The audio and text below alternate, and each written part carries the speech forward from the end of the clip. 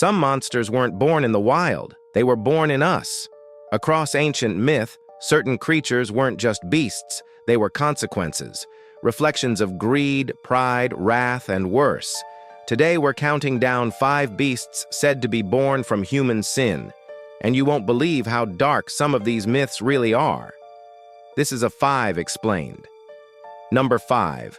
The Golem. As the saying goes, revenge is a dish best served cold. But sometimes it can also be served piping hot, fresh from the oven and carrying an oven mitt because your revenge is made of clay. That's right. The origin story of the Golem goes something like this. In Jewish folklore, one day God created Adam, but not from clay, from fig. And God placed that fig tree in the middle of the Garden of Eden for Adam to tend to. But the fig tree bore fruit once every 40 days, which wasn't good enough for Adam. He wanted figs every day, so he chopped down the tree with an axe and killed it. But Adam was no lumberjack, and the tree's stump wouldn't budge. So out of frustration, he took his axe and split open the stump. From that moment, the fig tree became the first golem. It sprung up, weaponized, and started killing everything in sight. And Adam was at the top of that list. Of course, Adam had no idea what had been possessed him. After all, how could he have known that he'd violated the first commandment of nature? We don't know what happened next because the story doesn't say. But if Adam didn't find a way to apologize to the tree, it might have ended up living in the forest for 1,000 years before being resurrected by an angry wizard who needed someone to help him kill the Antichrist. Thankfully, when the wizard finally died, the tree was returned to the ground where it sprouted into a beautiful fig tree once more. So after all that, maybe forgiveness is more divine than vengeance. Number 4. The Wendigo. There's nothing quite like a nice Thanksgiving dinner, except maybe a nice Thanksgiving dinner that's not accompanied by a terrifying humanoid beast with an insatiable hunger for human flesh. Oh wait, never mind. It's gonna be just like that. The Wendigo is a creature from Algonquin lore who prefers a diet of human beings. And the worst part about their origins is that there isn't just one. There are many. There are a few different stories with similar details, but the most popular goes something like this. A long time ago, a man came upon a frozen lake and decided to cross it. But when he got to the center, the ice cracked and he fell through.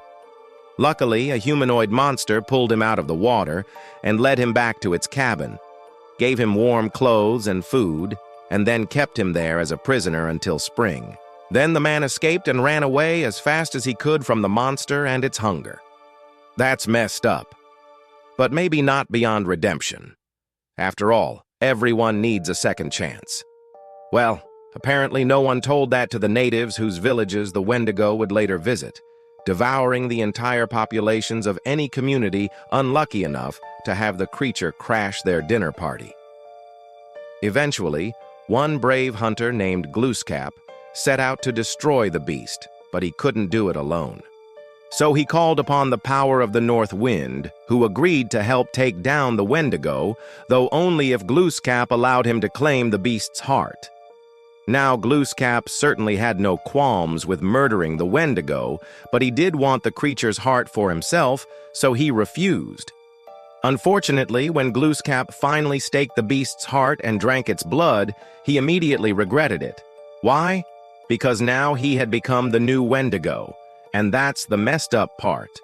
The natives believed that the hunger of the Wendigo was bottomless, but that the hunger could also be transferred. Anyone who ate the heart or drank the blood would become the new Wendigo. So basically, you could say that the Wendigo is born from the endless hunger of winter and passed from victim to victim until it finds someone who has the courage to destroy it. Or you could just blame it all on the guy who brought the cake to the cannibalistic potluck. Number 3. The Neon. New Year's is a time for resolutions, for looking forward to the future and hoping that it will be better than the past. But let's be real here. Because the only reason we do that is because our parents always used to tell us that. If we behaved badly, the new year would bring the neon. The Neon is a creature from Chinese myth who preferred to eat children. and it's said that it would appear at the start of each new year to try to devour as many kids as possible. But why? What did the Neon do to deserve such cruel treatment? To answer that question, we have to travel back to the very first new year. On that day, the Neon came upon a village, sniffed around, found a bunch of kids playing outside, and started eating them. The locals tried to fight it off, but even their weapons bounced off the Neon's hide. And that's when a hero stepped forward and shouted at the creature to stop. The hero yelled, "I am the Lord of Heaven. Stop your rampage right now." Then he threw his spear at the beast. The spear struck the Neon, but it didn't hurt it. It just made the beast mad. So it charged at the hero, and that's when the hero pulled out a giant net and trapped the Neon inside. But even still, the hero knew that he couldn't keep the Neon contained forever. So he promised the creature that if it promised not to ever come back to Earth, he'd set it free. And that's exactly what he did. And the Neon kept its promise for years, until one day the hero went up to heaven and forgot to close the door behind him. And that's when the Neon remembered the deal and came back down to Earth, killing anyone it came across. So yeah, you could say that the Neon is born of the resentment felt by a monster that was tricked into exile. And if that sounds like a messed up origin story, just wait until you hear this next one. Number 2, the Ajidahaka. Imagine you're having a normal day. You get up, make some breakfast, walk outside, and see a giant three-mouthed serpent blocking the sun. Yeah, me too. That's probably how things started for the people who encountered the Ajidahaka in Persian myth.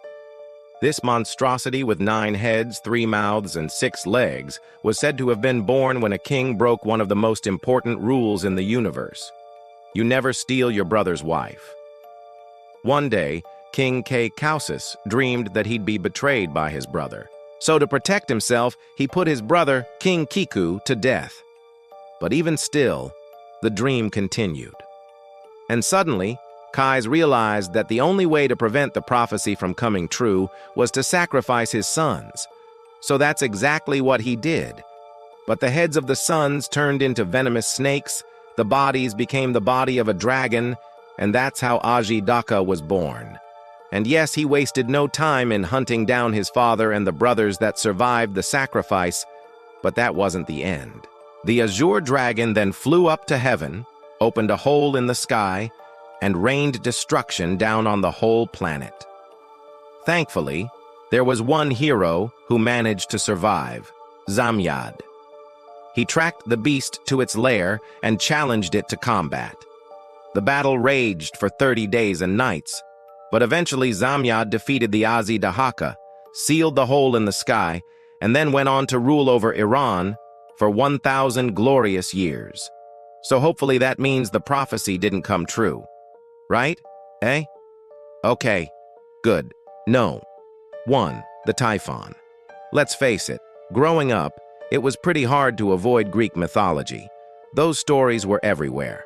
But the more we learn about those old myths, the darker they seem to get. Like take the Typhon, for example, who, according to Hesiod, was born from the blood of Uranus after Cronus cut off his father's genitals. Now you might be wondering what's so messed up about that origin story, and the answer is pretty simple. It's just the fact that Typhon is literally chaos given flesh. So naturally, Zeus hated him, and he spent much of his early life trying to kill the Typhon. At first, Zeus sent an eagle after the beast, but the eagle only made it halfway to the Typhon before the beast's poisonous breath burnt it to ash. Next, Zeus sent a giant scorpion, but the Typhon smashed it into pieces and flung it into the sea. So eventually, Zeus decided he'd had enough.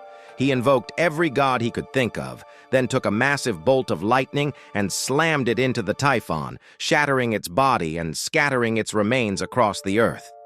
Some say that when the Typhon fell, its poisonous breath caused an earthquake that split the ground and created the Aegean Sea. Others say that its blood created the Milky Way.